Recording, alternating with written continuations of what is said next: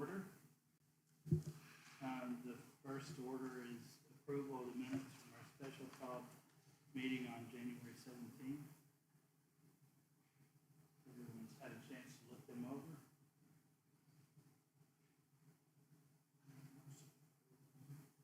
Motion in a second. Mike's second. Any discussion? I wasn't there, so I can't discuss. You just stay over there. Yeah. Okay, all in favor? Oh, aye. Unanimous in favor.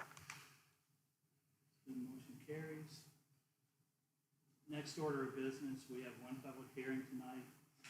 It's Bob Allen, CDR, and Jeep has applied for a variance of property at 711 Maple Avenue in Danville, Kentucky, to vary the 128-foot sign face ordinance standard in the amount of 57.06 square foot on two signs, to vary the 24-foot sign pole height standard in the amount of 6 foot on two poles, and to vary the one freestanding sign for parcel ordinance, and that's for two freestanding signs. The property is on highway business. Okay, I'll turn it over to you for the staff comments. Yep. Sorry, my first BOA meeting with an actual public hearing, so bear with me as I get used to your guys' procedure here. If you can bear with us, we'll bear with you. All right. All right, so like you said, the property is at 711 Maple Avenue, and they are asking for a number of increases. So their request would essentially result in two freestanding signs on the property, one pole sign with a height of 30 feet and 99.96 square foot, and one 85.1 square foot pole sign with a height of 30 feet. So individually, those would be under the 128 square foot maximum that's allowed for a sign, but because they're asking for two signs, which does exceed the amount allowed, that's why they're before this board. I'm gonna let the applicant speak on it a little bit, but my understanding is this request is coming from franchise obligations that come along with Jeep. So that's the basis of their request. I know we have approved applications like this in the past, but when you are looking at a variance request, you're typically looking for some type of hardship to be demonstrated, or something unusual with the lot that you're looking at. So you would need to make that interpretation of whether this application is meeting those requirements of the variance, whether you feel that the franchise obligations would represent a hardship, or Henry might talk about some type of grandfathering status that we discussed that I will let him expound upon, but that's really what you're looking at with a variance. And you can see the two signs that the applicant is proposing within the staff report, and the locations. The locations and everything else with the sign are meeting our requirements, so it's just that they're looking to exceed the number of signs allowed, exceed the height allowed, and then exceed the square footage in total with the two signs. Are there any questions for me? No, not at this point. Okay. And the applicant is here. Yes. If you'd like to make your comments, and please tell us who you are. And promise that your testimony will be truthful and accurate to the best of your knowledge. Well, absolutely. I'm on, right? My name is Mark Van Steeland. I'm the architect and also the owner's representative for the Bob Allen Motor Mall projects.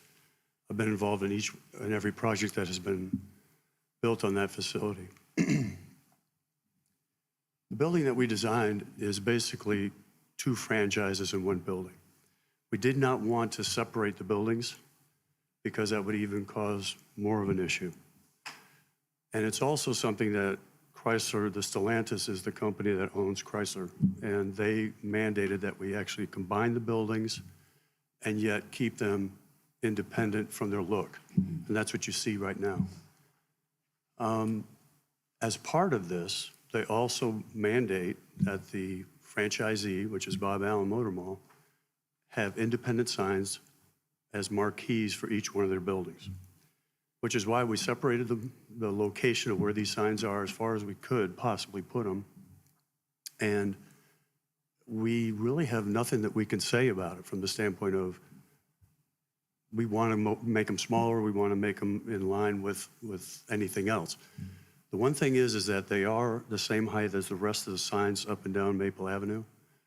The square footage is a little bit larger. The face plates of them are a little bit larger.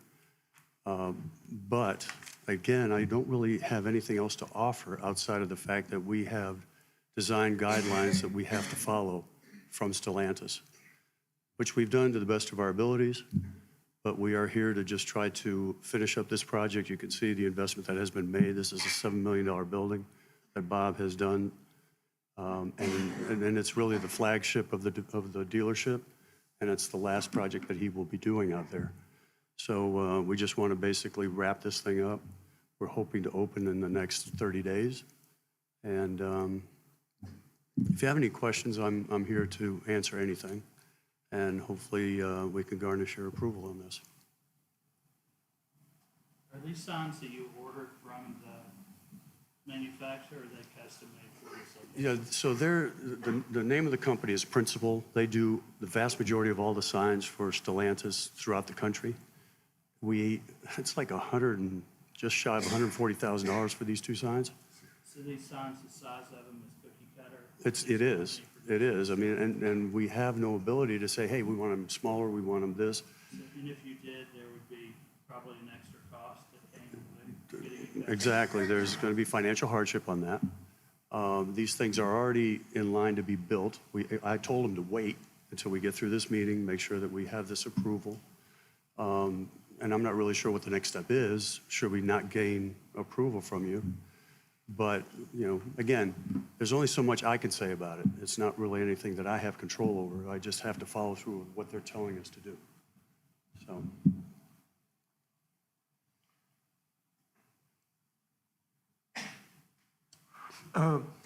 You said there's 5 existing signs on down the road for I don't know whether they're different departments. Yeah, from Nissan to GM, yeah.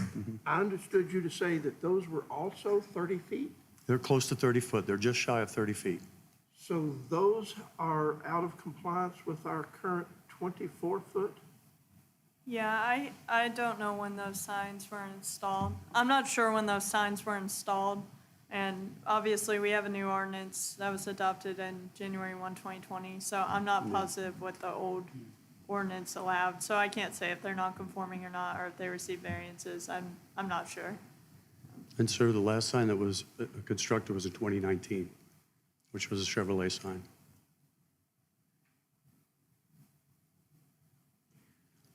Do those, the square footage of those signs, is it in compliance with this 120, are they in compliance with 128 square feet?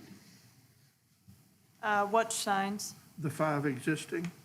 I haven't seen the drawings of those signs, so I'm not sure. Those were well before my time here. Yeah, and I don't sorry, recall if I right had known offhand. he I'd was have to get gonna- my drawings and see what they were. I don't recall offhand what they were. They're all a little bit different. They all, again, each manufacturer has its own requirements for these signs. And what we've been doing is trying to modernize all the signs and keep them more streamlined. I don't know if you recall how it used to look. There were a lot more signs on that street, and we've just kind of been pulling them together and making them a little bit more palatable. Okay, one more question. Mm-hmm. This parcel is the southernmost of what looks like multiple parcels. Did that parcel have multiple signs before this construction project? It had one sign. It had a It single had sign. one sign which we demolished. We basically took it down. So it was in compliance with the number of signs. I would believe so. Again, we're going back, to 2010, 2011, something like that, when that was built, as far as that sign being put up. But right now, I can't recall, what the square footage of that there sign was. there But was but one. we had one. And again, we were going to go back with one, but they said, no, we want 2 separate signs for Jeep. It's all about the Jeep facility. You could see Dodge, Ram, Chrysler is all in one sign. They did not want Jeep as part of that.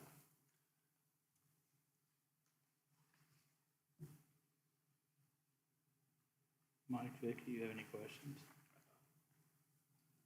Preston? Thank you. Oh, thanks for your time. And are you here to speak also? Yes. Okay, Come on, please. Jim. We didn't know we were gonna both be here, I know. but we're friends. So I assume you're speaking in support of, Do what? you're speaking in support of the No. project? Okay. Let me get out my paper. My name is Jim Irwin, and I live at 710 North Maple. That's why I'm here today. I feel that I need to make some comment about this, since my house is directly across from the new building.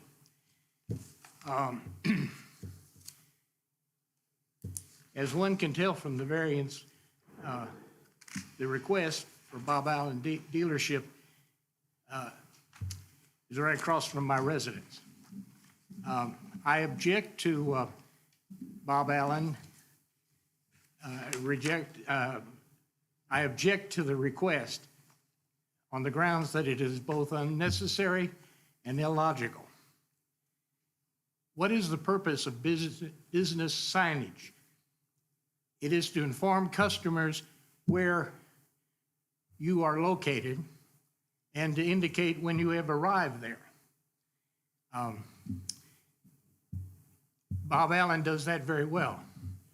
If you drive north on Maple Avenue and you come to a 2.5 block stretch illuminated by numerous floodlights, you don't need to be anticipating, and you are in favor of this, you don't need to be anticipating purchasing a vehicle. Bob Allen doesn't need bigger signs. Likewise, the signs in question will also be brighter, since LED lights will be installed. That also brings into question to mind, why do the signs that you request need to be 6 feet taller? The material that I received outlining the request for a variance also indicate the signs are to be new. What happened to the old sign that was there?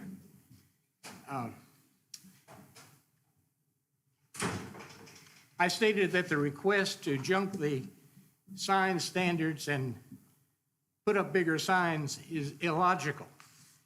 These standards were well thought out and adopted, as were the zoning plans.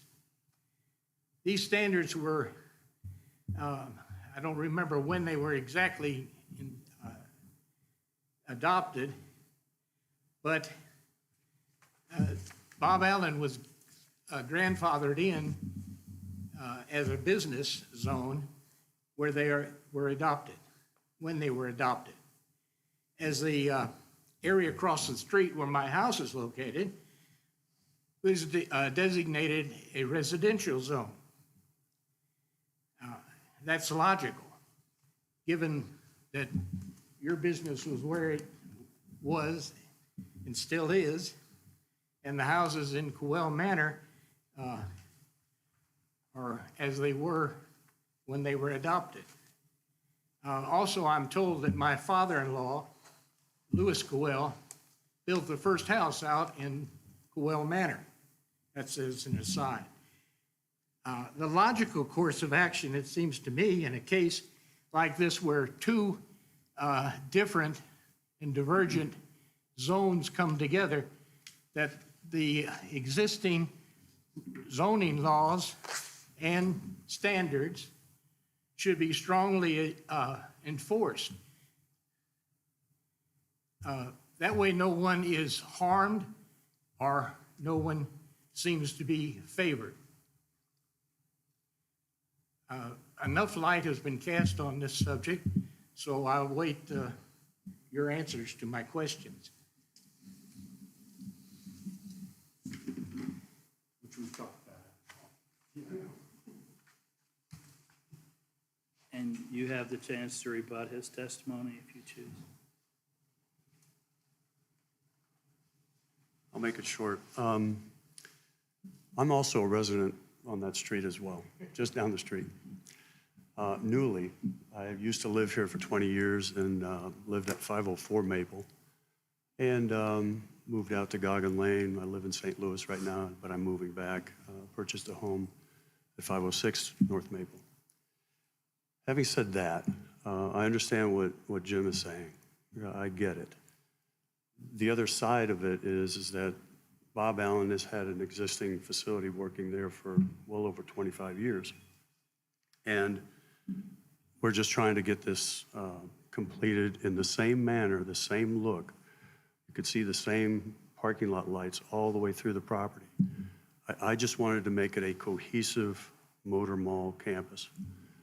And, you know, I wish that the manufacturers would be a little bit more lenient. It is amazing how much money that these manufacturers demand dealers spend to build their facilities. And if you saw the booklet, it's this thick, of all the design guidelines, from tile to carpet, everything in that building is mandated that this is how it has to be. And you then have the privilege of spending all this money to sell their vehicles. So that's the irony of what we deal with. And if this was a clean slate, then maybe there would be some other ways that we can look at minimizing signage and reducing things. But he has 80% of his facility is complete. This is the last 20%. And we just want to make it look consistent, and we really need to try to be a good neighbor, which I think, you know, you and I talked about this a little while ago. He has no beef with Bob. Nobody really does that I know of. So I think it's a delicate thing, but we really want to try to make the facility as beautiful as possible. You know how he keeps up his facilities, always clean, always proper, and so that's all I have to say about it, unless anybody has any other questions. So Yes, sir. Jeep has got your hands tied. They will not diversify anyway at all. It's really Jeep that is saying, you can see the building, right? You got the silver part of the CDR building, and then the Jeep has to have its own look. It goes same with the sign. They would not allow it to be one sign. No give at all. None. Before did have Jeep on it also. Yes, it did. Yes, it did. It sure did. And if you go to other dealerships, go to Freedom, go to any of the other ones in the local area, you know, around Lexington and Somerset and all those places, you'll see that they're separate. You know, It's a separate Jeep. signage, separate. It's a Jeep thing. It is. Isn't that what they You say? got it. Not your thing. It's not what we decided to do. Okay, that's really the bottom line with it. So you're saying that the problem that you have is with your parent company? Yeah, that's really the bottom line. That this court really doesn't have a Well, sure, they do have jurisdiction. They could definitely say, no, we're not going to allow this to happen. But, and we understand that.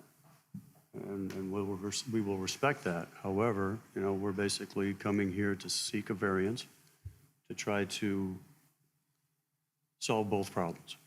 One that we have with the manufacturer and one that we have with the community Now, the other 6 signs that are. down the street. They're gonna be on the building being erected. Yes, that's right. Those are all medallion signs that are on the building.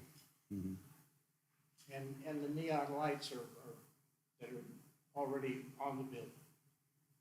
That's part of the graphics package that is part of the building itself, yeah. Attacking your. I know, you're killing me, man. Well, I don't know which I object to the most. I've already have problems with the light on the building. And then to add these other 2 signs where there was 1 is overkill to me. Yeah, well, again, I can't, I don't make the rules for these manufacturers to sell these products, so. Okay, thank you both. Yep, Does thank the you. board have any other questions? The one page here, it's not numbered, I think it's something submitted by the architect, talks about the two, the pylon sign and the monument sign, and then 4 signs that are going to be on the face of the building. Yep. Do those meet the square foot?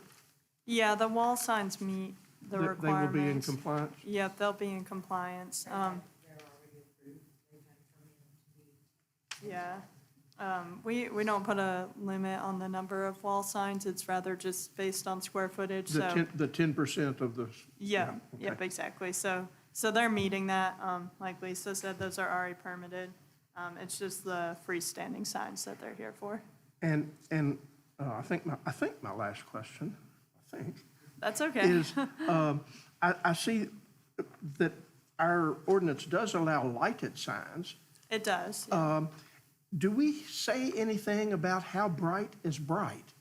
How lighted or is lighted? And I'm thinking now about the light, that's the tacky word is light pollution, but the reflected light that would be in the neighborhood rather than just the signs being illuminated directly. I don't remember seeing that.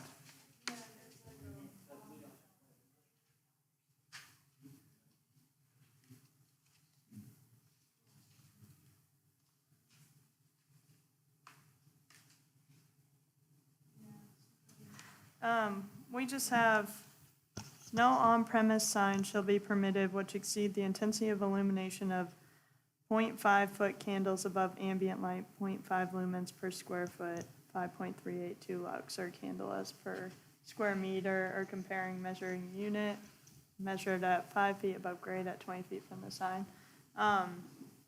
So that would be 0.5 lumens per square foot, and they're proposing 100 square foot approximately with 20 lumens. So I think they would meet that requirement. They're proposing 184 square foot. Total, yeah. Yep.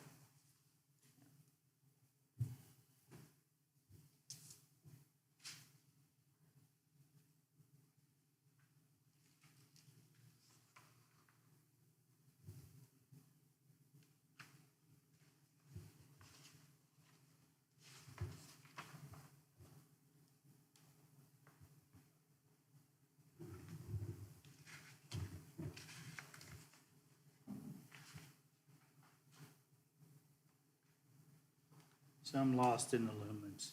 So how many lumens is 184 square foot going to be? 184 would be, I think it's 0.5 lumens per square foot. Let me That's what do I'm some gonna do math too. here. Like me, how bright is bright?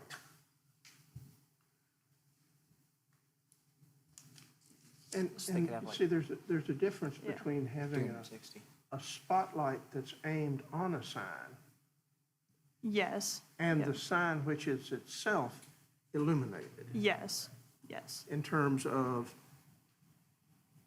light pollution. I don't mean to use the word pollution, but light in the area. Yeah, yep. Yeah, I mean, my reading of this would be that their intensity of illumination would allow for 0.5 lumens per square foot. So if you do 0.5 times 184, they would be allowed 92 lumens, which I believe they're proposing 20 for each sign, so 40 total. I don't even think you could say it's 40 total because it's really just 20 lumens. So I think they're meeting that requirement, yeah. It's, Okay, so the light specifications aren't in this document we have?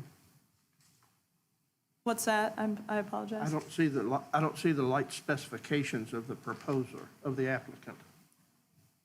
I don't know that it's on the Jeep, but on the Chrysler Dodge Ram, they do have the illumination there. Oh, I guess I it's see not it. on there. I see it. Oh. Yeah, they just had the 20 amps.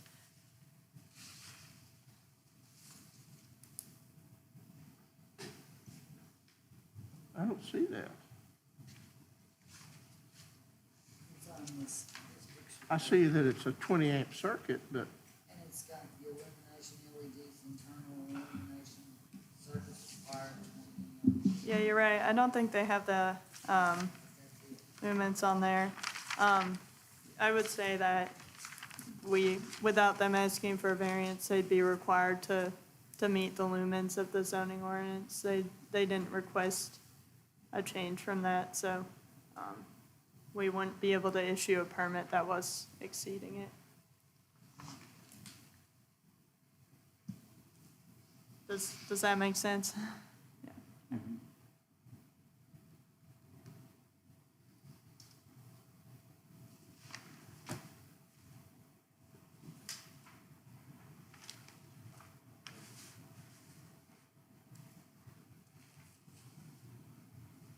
Any more questions or comments? Mike, Vicky?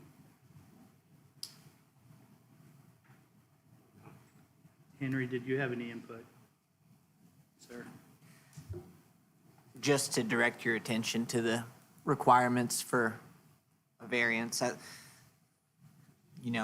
does it alter the essential character of the area? Is it a hazard or a nuisance? And I think maybe the most difficult of them, would its granting constitute an unreasonable circumvention of the zoning ordinance? And it's just what Michaela said, you look to special circumstances, the deprivation of reasonable use. So there's the questions that you need to have satisfactorily answered before granting a variance. I'm just thinking back to a past case. I recall a restaurant in the south end of town that we gave a variance to. And the reason was that it was a sign from the franchise, and it would have been quite costly to have a custom-made non-cookie cutter sign. And I recall we did one over there near the old Lowe's where we added a second sign to the same pole. And a wall sign on that auto parts store there, near where the hardware store is. He painted the whole side of the building instead of the Right. 10 or Right. 20%. He painted Right. the whole side of the building. Right. And in those cases, we limited to the current occupant, that those variances expired when the property changed hands, that they would not be grandfathered.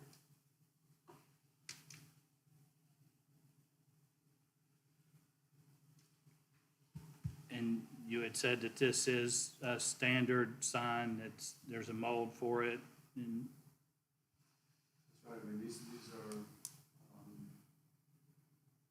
signs that all dealerships are putting up. They're being mandated by Stellantis. So every new facility that is being built across the country has these signs. they don't make a smaller one. They make smaller ones for, and I don't know all the facts about this, because I was talking to the sign guys a couple of days ago about this, and they said that they've had a scenario where they actually made ancillary signs in addition to these things that are 6 feet tall, and it's more for pedestrian type situations. They still have their tall signs, but they will also allow them to put these 6-foot signs that are more, have brick bottoms, and basically a long linear sign that sits on these. So it's not apples and It's not an apples. application here.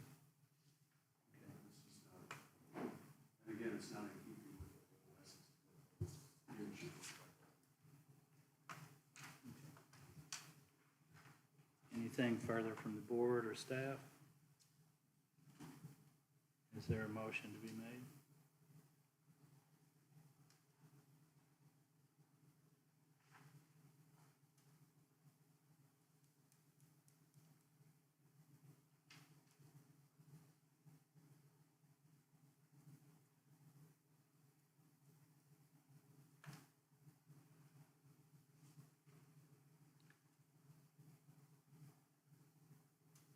I can make a motion, right? You can. Yes, sir. I would make a motion that we approve this, and this is based on precedents we've set with other hearings we've had and on hardship of the availability of the sign. Okay, motion and a second. Is there any discussion? All in favor? Aye. Opposed? So the motion carries 3-1. Do we need to, Henry? Does that pass it, or? Do you have anything to add? I think what you have offered satisfies the question of special circumstances. You've talked about a hardship of availability of the sign, so I think that meets the requirement. I should have asked you to help me craft the motion. I got a little I would have fast. jumped in if I'd been uncomfortable with it. Thank you. Okay, thank you both. Thank you all. Thanks.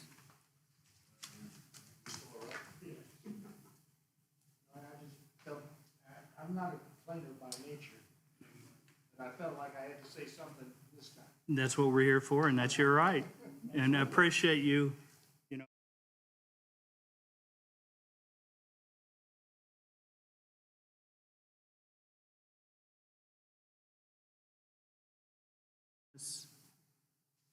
There is none.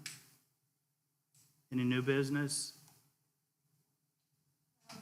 Training hours. I had training hours on here, and then I jumped the gun and emailed it all to you guys, so I don't have much to add, just that I did email what everyone's required to do for the upcoming year. I think I put a date on it, and if there's any questions regarding needing to get training hours, feel free to come to me. I can find things online for you guys to watch that we can certify. We can do a one-on-one. Henry's offered his services at some point to do a presentation to the board. So we have lots of options. So if anyone's feeling under the gun that they have to get training hours done in a few months here or whatever, just come to me and I'll be able to help. So What are our obligations? you're required to get 8 hours every 2 years from your date of appointment. Vicky, because she's a new appointee, she has to get 4 hours within 120 days. But then beyond that, it's just 8 hours every 2 years. So that's why everyone's is a little bit different, because it depends on when your appointment started. So you'll have, if you were appointed on January 1st, 2023, you would have until January 1st, 2025 to get 8 hours, and then the clock would restart, and you would have 2 additional years to get 8 additional hours. So that's how it works. It's a state statute, so every board member and planning commissioner is required to do it. Lisa and I are required to do 16 for every 2 years, so. And we went to Harrodsburg. Did you go over there? Was Yeah. that last year or year before? Before last, I think. So we're probably due this year then. Yeah, Probably I everybody. did. Sorry, I wish I had it in front of me.